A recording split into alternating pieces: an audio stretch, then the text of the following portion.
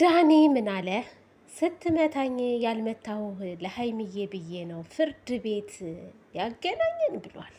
ብሩኬ ደግሞ ለዳኒ ሼር ሲያደርግለት ምንድን ነው ስታከብረኝ ነበር የማከብርህ ጉራ ብቻ አብሏል። እንግዲህ ኮስተር ብሎ ሀይሚሻም ደግሞ ክሱን አቁመው ዳንዬ እባክህን እያለች እያለቀሰ ትገኛለች።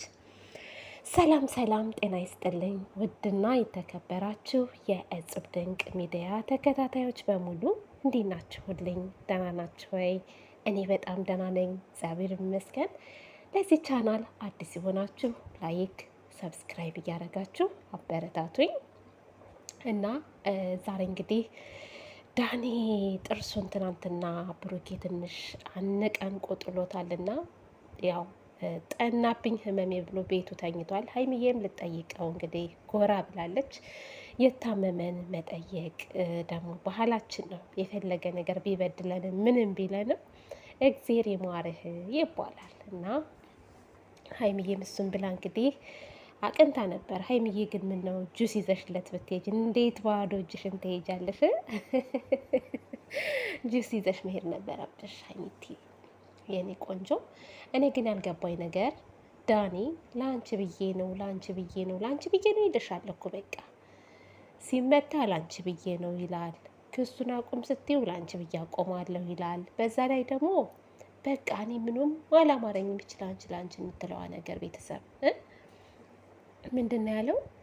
በቃ እረፍት አድርጊ የተመታሁት ላንቺ ብዬ ነው ላንቺ ስል በቃ ክሱንም አቆማለሁ ደክሞሻል በቃ እኔ ምንም ሊዋጥልኝ ያልቻለው ነገር ግን ምንድን ነው ላንቺ ብዬ አበዛ በሰላም ነው ወይስ ሀይሚን የግልህ ለማድረግ ፈልገህ ነው?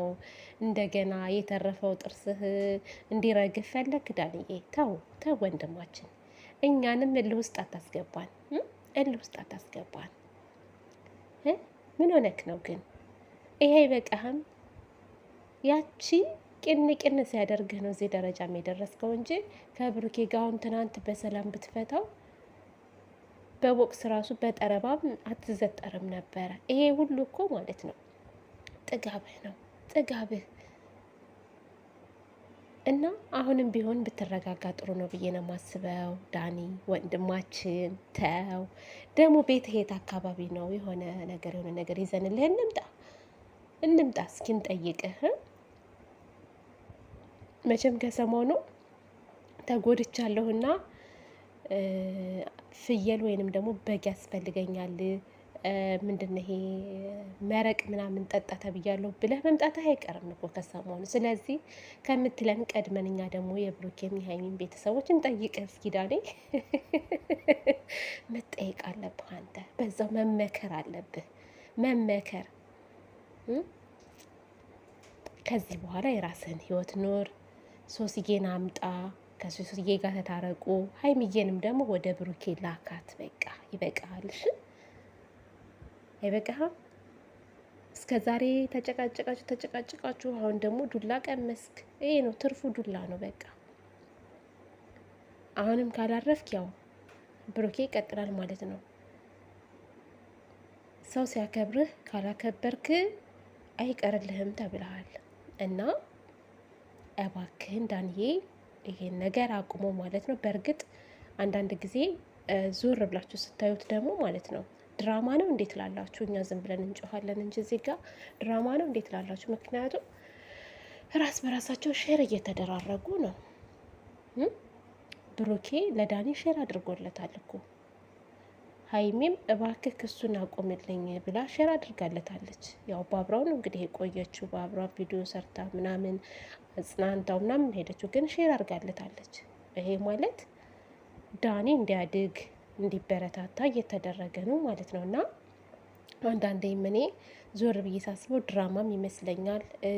የዳኒ ሁኔታ ያናደደኛል፣ ግራ ያጋባኛል። የሚያደርጉት ነገር ቁም ነገር ማለት ነው። ወደ እነሱ ስንመጣና ድራማ ከሆነ እንደው ብታቆሙትና በሌላ ድራማ ብትመጡ አሪፍ ነው። ምክንያቱም በጣም ብዙ ልጆች እየተጨናነቁ ስለሆነ ብዙ ልጆች እየተጨነቁ ነው። በእናንተ ምክንያት እያለቀሱ ነው። እንቅልፍ አይተኙም። ስሬስ ማለት ነው። እና በቃ እኔ ሼር የሚደራረጉትን ነገር ሳይ ድራማም ይመስለኛል። ትናንትና ድብድቡም እንዳያችሁት ነው እንግዲህ። ዛሬ ዳኒ ጥርሱን ታሽጎ ምላሱ ተያይዞ ነው የመጣው እንግዲህ ጓደኞቹ ሁሉ ተሰብስበው ማለት ነው። እና ያለው ነገር ትንሽ ያው ግራ ያጋባል። ግን ቢበቃ ረሙ አለህ። ረሙ አሁን በጣም ምርጥ ልጅ ነህ። የተጣላን ሰው ታስታርቃለህ ምናምን። ስለዚህ ረሙዬ የዳኒ ጓደኛ ከሆንክ ዳኒ ቀዝቀዝ ይበል፣ ይረጋጋ፣ ከሶሲ ጋር አስታርቀው። እናንተ አሁን እዛ ጋር የተደረደራችሁት ጎረምሶች የሶሲም ጓደኛ ናችሁ፣ የዳኒም ጓደኛ ናችሁ። ሁለቱን አስማሟቸው በቃ። ብሩኬና ሀይሚ በራሳቸው መንገድ ይሄዳሉ። እናንተ ግን ሁለቱን ለማስማማት ሁለቱን አንድ ለማድረግ ሞክሩ ማለት ነው። በተረፈ እንግዲህ ዳኒን ደግሞ ክስ ምናምን ለሚለው ነገር ክስ ብትከሰው ማለት ነው ምን አድርገህ ነው ትባላለህ። ምን አድርገህ ነው፣ ምን አጥፍተህ ነው የተመታው ስትባል እንግዲህ እንደዚህ እንደዚህ እንደዚህ አድርጌ ብለህ ትናገራለህ። የያዝከው መረጃ ስህተት ከሆነ ራሱ ፖሊሱ የተረፈውን ጥርስህን ሊያረግፍልህ ይችላል። ዳኒ አስብበት። ክስ ክስ ክስ ክስ ትላለህ እንዴ? ጥሩ መረጃ እንደያዘ ሰው። ስለዚህ አርፈህ ብትቀመጥ ነው የሚሻለክ።